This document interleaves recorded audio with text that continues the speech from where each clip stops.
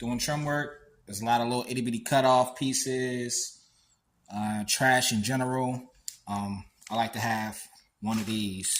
It's a little pop up garbage can that you get from. I get this from Sherwin-Williams, but you can get them other places, I bet.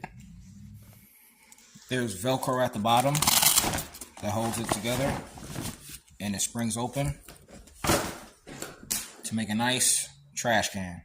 When you're finished, just take it, fold it back up, throw it in the truck. Nice and compact.